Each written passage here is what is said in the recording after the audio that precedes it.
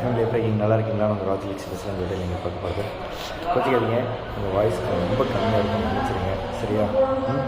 Okay, இந்த வீடியோவில் நம்ம பார்க்க போகிறது டிஎன்பிஎஸ்சி குரூப் 2 பற்றி தாங்க ஒரு அப்டேட்டு. இந்த அப்டேட்டு என்ன பண்ண போகிறோம், யார்கிட்ட கேட்க போகிறோம் பார்த்தீங்கன்னா, நம்ம டிஎன்பிஎஸ்சி மெம்பர் அவர்கிட்ட தான் கேட்க போகிறோம். என்ன ரெக்வஸ்ட்னா, எனக்கு தெரியும் குரூப் 2 ரிசல்ட்டை பொறுத்த வரைக்கும் குரூப் 2 கொடுப்பீங்க, அதுக்கப்புறம் குரூப் 2 கொடுப்பீங்க, ரைட்டாக? இதுதான் நமக்கு தெரிஞ்ச ப்ராசஸ், இதுதான் நடக்கும், ரைட்டாக? பட் இதில் நிறைய பேர் கேட்டிங்க, ஆனால் சரி ஓகே எனக்கு புரிஞ்சிச்சு, இதான் பண்ண போகிறேன், பட் ஏன் இப்படி பண்ணக்கூடாது, குரூப் 2 சேர்த்து கொடுக்கலாமே, அதுக்கு எதாச்சும் ஆப்ஷன்ஸ் இருக்கான்னு கேட்டிங்க, ஓகேங்களா? ஸோ என்ன பண்ணலாம் அப்படின்றத நான் சொல்கிறேன். இப்போ 140 போஸ்ட் வந்து குரூப் 2க்கானது, ரைட்டாக? அப்போ முதல் ரேங்க் பொறுத்த வரைக்கும் ஃபஸ்ட்டு 140 அப்படின்றது தான். இப்போ 1:2 ரேஷியோ கூப்பிடுவாங்க, அப்போ 280 பேர் கூப்பிடுவாங்க. அப்போ ரேங்க் லிஸ்ட்டு விடுறப்ப எல்லாருக்குமே, அது அவங்களுடைய கம்யூனல் ரேங்க்கு, இப்போ அவங்க குரூப் 4 கொடுக்க மாதிரி ரேங்க் லிஸ்ட்டு, ஏன்னா உங்களுக்கு அடுத்தது கவுன்சிலிங் ப்ராசஸ் இருக்குது, குரூப் 2க்கு இன்டர்வியூ ப்ராசஸ் ஒரு பக்கம் இருக்கட்டும். ஆனால் சொல்கிறேன்னா அவங்களுடைய ரேங்க் ஏற்ற மாரி, ஓகே, கம்யூனல் ரேங்க் லிஸ்ட்டும் ஓவரால் ரேங்க்கு அப்புறம் ஸ்பெஷல் கேட்டகரி ரேங்க்கு இதுமாரி எல்லாருக்கும் கொடுத்துட்டு, ஓகேங்களா?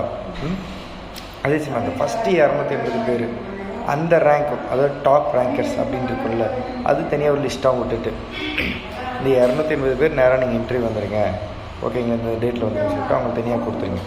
280க்கு மேலே இருக்காங்கல்ல, இப்போ எனக்கு என்ன பிரச்சனைனா, இப்போ இந்த 280னா நீங்கள் எக்ஸ்ட்ரா, இப்போ சில பேர் ஒரே மார்க்கில் காமனாக இருக்குது, இப்போ சிலர் எக்ஸ்ட்ரா 280ன்றது ஒரு 285 இல்லை ஒரு 300 அப்படி கூட ஆகலாம், ஒரு 20 பேர் எக்ஸ்ட்ரா ஆகலாம், இல்லை ஒரு 10 பேர் எக்ஸ்ட்ரா ஆகலாம், அதுமாரி சில நேரம் ஆகிறதுக்கு வாய்ப்பு இருக்குது. ஸோ நீங்கள் அந்தமாரி நம்பர்ஸ்லாம் இது பண்ணிவிட்டு ஒரு 300 பேரோ இது பண்ணிட்டீங்கன்னா ரிமைனிங் இப்போ 301 ரேங்க் இல்லை 281 ரேங்க்லேருந்து இருக்கவங்களுக்கு நீங்கள் குரூப் 2Aக்கானதில், ஓகேங்களா, என்னென்ன ரேங்க்கில் இருக்கீங்க அப்படின்ற மாதிரி இது விட்டுட்டிங்கன்னா, இது என்னென்னா நான் ஃபைனல் ரேங்க் லிஸ்ட் நான் சொல்ல, ஓகேங்களா? இது வந்து டென்டேட்டிவ் ரேங்க் லிஸ்ட், ஓகேங்களா? டென்டேட்டிவ் குரூப் 2A ரேங்க் லிஸ்ட்டும், ஓகேங்களா, குரூப் 2க்கான ரேங்க் லிஸ்ட்டும் நீங்கள் கொடுத்தீங்க, கூப்பிட்றீங்க அப்படின்னா, ஸோ குரூப் 2க்கான ப்ராசஸ் முடிகிறப்ப அதில் ஃபெயில் ஆகுறாங்க, ஓகேங்களா? ஒரு 140 மெம்பர்ஸ் கண்டிப்பாக ஃபெயில் ஆக தான் போகிறாங்க, 140 தான் வேலை கிடைக்கும். ரிமைனிங் அந்த 140 ஃபெயில் ஆகிறாங்கள அவங்கள வந்து இது கூட ஆட் பண்ண போகிறீங்க. அப்போ என்ன அர்த்தம், நீங்கள் 280 பேர் கூப்பிட்றீங்கன்னா 140 பேர் வேலைக்கு போயிடுவாங்க, ரிமைனிங் 140 பேர் போகிறதில்ல. அந்த 140 லிஸ்ட் இந்த ரேங்க் லிஸ்ட் டிஃபர் ஆகுது. அப்போ ஃபைனல் ரேங்க் லிஸ்ட் குரூப் 2Aக்கானதை நீங்கள் கொடுக்கலாம். இது ஏன் நான் ஒரே நாளில் கொடுக்க சொல்கிறேன்னா, ஜனவரி 12 கொடுப்பீங்க, அதுக்கப்புறம் குரூப் 2 ப்ராசஸ் முடியுது ஒரு 10 days ஆகும், ரைட்டாக? மினிமம் 10 days ஆச்சு, ஓகே. அந்த 10 days அந்த பசங்க நிம்மதியாக இருப்பாங்க. எனக்கு புரியுது, ஏன்ப்பா நான் ஏன் பாட்டி பண்ணணும், நீங்கள் ஆல்ரெடி ரெடி பண்ணிட்டீங்க, புரியுங்க, ஒரு ரேங்க் லிஸ்ட் ரெடி பண்ணிட்டீங்க. ஆனால் கண்டிப்பாக இதில் பிரச்சனை என்னென்னா, நீங்கள் இந்த திரும்ப அந்த ஃபஸ்ட் அந்த ஒரு 140 இருக்காங்களா அவங்களும் இதில் வந்து ஆட் பண்ணுறப்ப திரும்ப ரேங்க் லிஸ்ட் மாறணும், எனக்கு புரியுது. நீங்கள் டென்டேட்டிவ்னு சொல்லிட்டே கொடுங்க, ஓகேங்களா? அப்போ இது வந்து உங்களுக்கு ரிலாக்ஸ்டாக அட்லீஸ்ட், இல்லைன்னா இப்படி கொடுங்க, நீங்கள் ரேங்க் லிஸ்ட் கூட கொடுத்தேவல marks, just marks, at least marks வச்சு கொடுத்துட்டு, ஓகே நீங்கள் இவ்வளோ மார்க் எடுத்துருக்குப்பா, ஓகேவா, உனக்கு ரேங்க் லிஸ்ட் வந்து அன்றைக்கி வரும், எந்த குரூப் ரிசல்ட் முடிச்சு இன்டர்வியூ ப்ராசஸ் முடிச்சுட்டு அவங்க மார்க் வந்தால் நான் உனக்கு கொடுக்குறேன், அப்படி சொல்லு. மார்க்ஸ் கொடுத்தா கூட ஒரு ரிலாக்ஸ் இருக்கும். ஓகே, நான் வந்து ஒரு 150 அப்போ எடுத்திருக்கேன், 170 எடுத்திருக்கேன், 180 எடுத்திருக்கேன், 190 எடுத்திருக்கேன், 200 தொட்டோம், ஓ மை காட் அப்படின்னு ஏதாச்சும் ஒன்று ரியாக்ட் பண்ணுவாங்க, கொஞ்சம் ரிலாக்ஸ், அடுத்த வேலையை பார்ப்பாங்க, அந்த ஒரு 10-15 நாள் டைம் யூஸ் பண்ண தேவையில்லை, ஓகேங்களா? இது ஒரு ரெக்வஸ்ட்டு. எனக்கு தெரிஞ்சு குரூப் 2க்கான ரிசல்ட்டும் குரூப் 2Aக்கான டென்டேட்டிவ் ரிசல்ட்டும் இல்லை டென்டேட்டிவ் ரேங்க் லிஸ்ட், ஓகேங்களா, அப்படி கொடுத்திங்கன்னா கொஞ்சம் ஈஸியாக இருக்கும். கொடுத்துட்டு நீங்கள் அதுக்கப்புறம் ஜஸ்ட் அந்த 140 மெம்பர்ஸ் தானே, ஓகேங்களா, திரும்ப நீங்கள் குரூப் 2Aக்கு வந்து ஆட் பண்ண போகிறீங்க. அப்போ அவங்கள வந்து ஆட் பண்ணும்போது பெரிய ஒரு வித்தியாசம் இருக்காது, எல்லாருக்கும் சின்ன நீங்கள் ஜஸ்ட்டு எல்லாமே நீங்கள் வந்து கம்ப்யூட்டரைஸ்டாக தான் பண்ணுறீங்க, ஜஸ்ட்டு மேனுவல் ஒர்க்காக பண்ண போகிறதில்ல. இந்த ரேங்க் லிஸ்ட் போடுறப்ப நம்ம எக்ஸல் ஷீட்டில் போட்டாலே எல்லாத்தையும் ஆட்டோமேட்டிக்காக நீங்கள் அதில் ஃபீட் பண்ண போகிறீங்க, கம்ப்யூட்டரைஸ் தான் எல்லாமே. 140 முன்னாடி போய் எப்படி அவங்க முன்னாடி இருக்க ரேங்க் கட் பண்ணுறோன்னா இதாகும். இல்லைனா நீங்கள் அந்த 140 மெம்பர்ஸ்க்கு தனியாக, ஓகே, அவங்களுக்கு அந்த ப்ரையாரிட்டி போச்சுன்னா அவங்க கம்மியல் கேட்டகரியில் நீங்கள் அதெல்லாம் போட்டு ரிமைனிங் ரேங்க் லிஸ்ட் கொடுத்துட்டு நீங்கள் அப்படி ஒரு சின்ன ஒரு ஏதாச்சும் ஒன்று பண்ணிங்கன்னா இன்னும் நல்லாயிருக்கும். என்னுடைய ரெக்வஸ்ட்டு, இது எந்தளவுக்கு பாசிபிலிட்டிஸ் தெரில, நான் கேட்குறேன். அது என்னென்னா குரூப் 2 ரிசல்ட் ஒரே நாளில் கொடுத்தா நல்லாயிருக்கும், பசங்களுக்கு கொஞ்சம் நல்லாயிருக்கும். இது ஏன் இந்த மாதிரிலாம் நம்ம கேட்குறோம், எதனால் நம்ம கேட்குறோம்னு பார்த்தீங்கன்னா, ஒரே விஷயந்தான், நம்ம ரிசல்ட் லேட் பண்ணிட்டோம், ஸோ இதனால் நிறைய பேர் பாதிக்கப்பட்டாங்க, இன்னும் கஷ்டத்தில் தான் இருக்காங்க, அடுத்து என்ன பண்ணுறது தெரியாமல் முடிச்சிட்ருக்காங்க. நீங்கள் என்ன தான் இந்த இயருக்கு பிளான் எடுத்துகிட்டு இது இப்போ வரும் சொன்னாலும் படிக்க மாட்டுறாங்க, இப்போ ப்ரெஷரில் இருக்காங்க, ஓகேங்களா? நானும் அதனால் பெருசாக கோர்ஸு ஜாயின் பண்ணுங்க, அது பண்ணி இது பண்ண, அது பெருசாக வீடியோ போடாமல் காரணம் தான். அவனே பாதி பேர் பிரச்சனை இருக்கான், ஒரு 50,000 பேர் மைண்டில் அது என்ன ஓடுதுன்னே தெரியாமல் இருக்க லைஃபு. ஸோ அதனால தான் சரி கொஞ்சம் ரிலாக்ஸாக விடுவோம் அப்படின்னு விட்டாச்சு. அதனால் கொஞ்சம் ஓகே. இப்போ நான் ஸ்டூடெண்ட்ஸ் கிட்ட பேசுகிறேன். ஃப்ரெண்ட்ஸ் எனக்கு கொஞ்சம் உடம்பு சரியில்லை லாஸ்ட் ஒரு 18 டேஸாக ரொம்ப ஹெவி ஃபீவர் கோல்டு. அது நான் ரெகுலராக பெருசாக வீடியோஸ் போட முடியல. லாஸ்ட் 3 டேஸாகவும் நான் வீடியோஸ் போடுவேன். எனக்கே ரொம்ப கஷ்டம், பேச முடியல. இப்போ தான் கொஞ்சம் பேச முடிச்சு வீடியோ ரெக்கார்ட் பண்ணுறேன். ஓகேங்களா?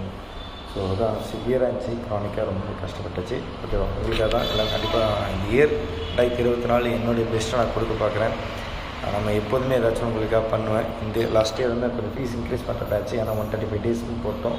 பட் இந்த தடவை நான் கொஞ்சம் பிளான் பண்ணிருக்கேன். ஒரு கம்மி ஃபீஸில் ஒரு குறிப்பிட்ட டெஸ்ட்டு கொடுத்து ஒரு பேட்சுக்கு வைப்போம், இன்னொரு அப்படி பண்ணுவோம் அப்படின்ற பிளான் பண்ணுறேன்.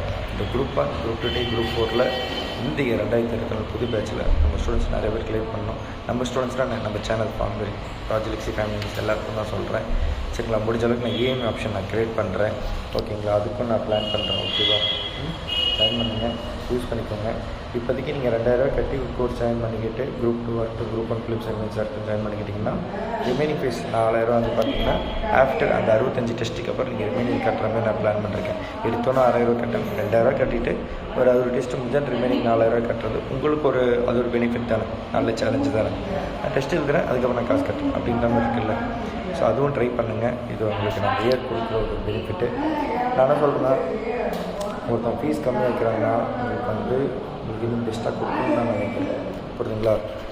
நான் ஃபீஸ் அதிகமாக வச்சு பண்ணலாம். இப்போ நான் 20,000 வச்சாலும் நீங்கள் ஜாயின் பண்ணுவீங்க, எனக்கு தெரியும். எனக்கு அந்த நம்பிக்கை. நான் 1,00,000 வச்சாலும் நீங்கள் ஜாயின் பண்ணீங்க, எனக்கு அந்த ஒரு இருக்குது.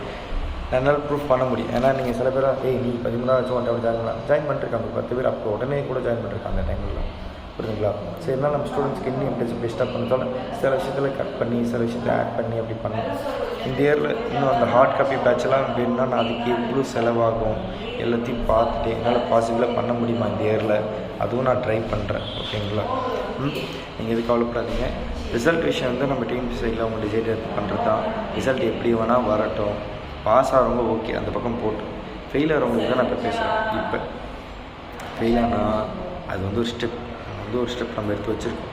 சில பேர் நினைப்பீங்க, ப்ரோ நான் 5 மார்க்கில் ஃபெயில் ஆகிட்டேன், 10 மார்க் ஃபெயில் ஆகிட்டேன், 20 மார்க் வித்தியாசம் அப்படின்னு அர்த்தம். உங்களை ப்ரிப்ரேஷனில் எக்ஸ்ட்ரா 20% இன்க்ரீஸ் பண்ண அர்த்தம். அவ்வளோதான் மேட்ரு. புரியுதுங்களா? நீங்கள் டெய்லி ஒரு 2 மணி நேரம் படிக்கிறீங்கன்னா 2.25 மணி நேரம் டெய்லி படிங்க. அதுக்கப்புறம் ஃபெயில் ஆகிட்டிங்கன்னா அட்லீஸ்ட் ஒரு 2.5 மணி நேரம். ஓகேங்களா? இல்லை இருக்கிற ஹவர்ஸ் கரெக்டாக படிங்க. இல்லை கரெக்டான என்ன மாரி இப்போ நான் ஒரு பேட்ச் கொடுக்குறேன், என்னோட இதில் ஒரு குவாலிட்டி இருக்கும். காசு கட்டிட்டேன் அதனால் எனக்கு லாக் ஆகிட்டு அப்படின்லாம் இருக்காது. புரியுதுங்களா? ஸோ கொஞ்சம் ப்ராப்பராக பிளான் பண்ணி படிச்சிங்கன்னா நல்ல மார்க் எடுக்கலாம், ரேங்க் எடுக்கலாம். ஓகேங்களா? முக்கியமான விஷயம், ஹாப்பி நியூ இயர்.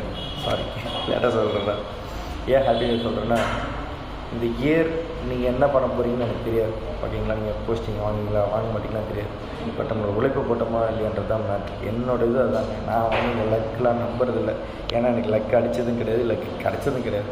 ஆனால் எங்கள் அம்மா சொல்கிற ஒரு விஷயம் என்ன தெரியுமா, நீ வந்து என்ன கிடைக்கலையோ உன் வேலையை பார், ஏதாச்சும் ஒன்று கிடைக்கும். அந்த ரிசல்ட் ஒரு ஃபைனலாக கிடைக்கிறது ஏதாச்சும் ஒன்று இருக்கும்.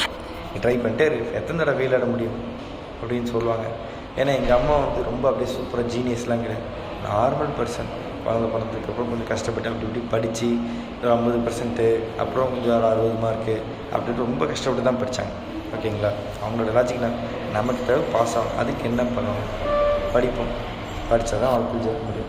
படித்தா மட்டும்தான் ஜெயிக்க முடியும். நீ படித்து முன்னேறி காட்டுன்னு சொல்லிட்டு போயிட்டாங்க. ஓகேங்களா? ஸோ நம்ம லைஃப்பில் எந்த ஒரு விஷயம் நமக்கு தேவையோ அதுக்கான உழைப்பு போட்டோம்னா அது கிடைக்கும் என்னை பொறுத்த வரைக்கும். ஓகேங்களா? என்னை பொறுத்த ஸ்மார்ட் ஒர்க்குன்றது கூட செகண்டரி தான், ஹார்ட் ஒர்க் தான் ஃபஸ்ட் நம்பர். இந்த ஹார்ட் ஒர்க்கில் என்ன ஸ்மார்ட்டாக பண்ணுறோம் அதுதான் நான் பார்ப்பேன். புரியுதுங்களா? ஹார்ட் ஒர்க் இல்லாமல் ஒரு விஷயம் கிடையாது. நல்லா புரிஞ்சுக்கணும். நிறைய பேர் இந்த பிம்பத்தில் மாட்டிக்கிட்டு கொஞ்சம் ப்ராக்டிக்கலாக யோசிங்களேன். என்ன இருக்குது கொஞ்சம் யோசிங்க. ஹார்ட் ஒர்க் இல்லாமல் ஒரு ஸ்மார்ட் ஒர்க்கே இருக்காது. நீங்கள் நினைப்பீங்க ஸ்மார்ட் ஒர்க்லாம் அப்படி இப்படி, அதெல்லாம் படத்துக்கு சில காமெடிஸ்க்கு வேணால் சில விஷயம் அப்படி இருக்கலாம். ரியல் லைஃப்பில் ஏதாவது ப்ராக்டிக்கலாக நீங்கள் அப்ளை பண்ண முடியாது. நீங்கள் பண்ணுற சின்ன சின்ன விஷயத்தில் ஒரு ஹார்ட்னஸ் இருக்கும். அந்த ஹார்ட்னஸ் நீங்கள் அக்செப்ட் பண்ணிக்கிறீங்களா, அந்த பெயின் அக்செப்ட் பண்ணிக்கிறீங்களா, அடுத்து எப்படி மூவ் பண்ணுறோம், என்ன பண்ணுறோம் எல்லாமே நீங்கள் பார்க்கணும். ஓகேங்களா? அதில் ஸ்மார்ட்னஸ் என்ன? இப்போ என்கிட்ட கொஸ்டின் பண்ணிங்கன்னா உங்களுக்கு நான் கரண்ட் பேஸ் ரொம்ப கம்மியான கரண்ட் பேஸ் கொடுக்குறேன். மற்றவங்க 170 கொஷின்ஸ் கொடுக்குறாங்க, நான் வெறும் 20 கொஷின்ஸ் கொடுக்குறேன். உங்களுக்கு இங்கே வேலை பலு குறையுது, ஒரு 150 கொஷின்ஸ் குறையுது. ஆனால் நீங்கள் இந்த 20 கொஷின் படித்து தான் ஆகணும். சொல்கிறது புரியுதுங்களா? இதெல்லாம் ஞாபகம் தான் ஆகணும். ஸ்கூல் புக்ஸ் கண்டக்ட் நடத்துவேன், ஸ்கூல் புக் பேஸ்மெண்ட் டெஸ்ட்டு, அதுக்கப்புறம் தான் சிலபஸ் பேஸ்மெண்ட் டெஸ்ட்டு. நிறைய என்ன பண்ணி நான் சிலபஸ் பேஸ்மெண்ட் தான் டெஸ்ட் பண்ணுவேன். அதெல்லாம் தப்பு. சில மெத்தட் நீங்கள் வந்து மெத்தட் ஃபாலோ பண்ணுறப்ப உங்கள் மைண்டை நீங்கள் ப்ராக்டிக்கலாக எப்படி கொண்டு போகிறீங்க, எப்படி இப்படி நீங்கள் ஹார்ட் பண்ணுறீங்க, ஸ்மார்ட்டாக மீன் ஒரு டாபிக் எடுத்து டாபிக்லாம் படிச்சுட்டேன் மைண்ட் அப்படி நினைக்காதீங்க. இப்போ ஹிஸ்ட்ரி, சிவிக்ஸு, எக்கனாமிக்ஸ் எல்லாத்தையும் மிக்ஸ் பண்ணி படிக்கிறப்ப கொஷின் பேப்பர் உங்களுக்கு நீங்கள் எப்படி நான் மேக்ஸ் 25 கொஷின் அப்படியே 25 கொஷின் கொடுத்துறேன் நான் சொல்கிறாங்க. இல்லை மிக்ஸ் தானே இருக்குது. அப்போ அதுக்கு தகுந்த மாதிரி அந்த மெத்தடில் தானே கொஷின் பேட்டர்ன் என்னவோ அதுக்கு மாதிரி படித்தா தான் போஸ்டிங் வாங்க முடியும். நிறைய பேர் பண்ணுற தப்பு அதுதான். நம்ம மெத்தட் அதுதான். நான் தான் சொல்கிறேன் 3 கிளாஸ் இது, அடுத்த 3 கிளாஸ் மிக்ஸ் பண்ணி நான் உங்களுக்கு சொல்லி காரணமே அதுதான். நிறைய பேர் இது பண்ண மாட்டாங்க. ஓகேங்களா? சில பேர் நல்லா பண்ணுறாங்க, ரொம்ப சந்தோஷம், இல்லைன்னு சொல்ல. ஓகேங்களா? இப்போ போஸ்டிங் வாங்கணும் அதனோட ஆசை. ஓகேங்களா? கோர்ஸ் ஜாயின் பண்ணிக்கோங்க. 9600819370 வாட்ஸ்அப்பில் மெசேஜ் பண்ணுங்கள். ஃபுல் கோர்ஸ் உடனே ஆக்சஸ் வேணுன்னா நீங்கள் வந்து 599 rupees கட்டி ஜாயின் பண்ணிக்கலாம். Group 1 films and mains, group 2 films and mains, group 4 course full course access ஆனால் 199 rupees பே பண்ணிக்கோங்க. இல்லை இனிஷியலாக எனக்கு ஒரு 2000 கட்டிட்டு நான் ஜாயின் பண்ணிக்கிறேன், ரிமைனிங் ஃபீஸ் அப்புறம் கட்டுறேன், ஒரு 60 rupees கொடுத்துட்டேன், ஓகே சந்தோஷம், ஜாயின் பண்ணிக்கோங்க. குரூப் 4 ஓகே நான் வந்து ஒரு 900 rupees கட்டுறேன், ரிமைனிங் ஃபீஸ் நான் வந்து அப்புறமா கட்டுறேன், ஓகே கட்டுங்க. ஒரு 100 டெஸ்ட் எழுதிட்டு கூட கட்டுங்க, தப்பு கிடையாது. ஓகேங்களா? நான் எல்லாமே உங்களுக்காக பண்ணுறேன். நம்பி ஜாயின் பண்ணுங்கள், போஸ்டிங் வாங்கணும், அவ்வளோதான் மேட்ரு. ஓகேங்களா? பை பண்ணிக்கலாம் பெஸ்ட்.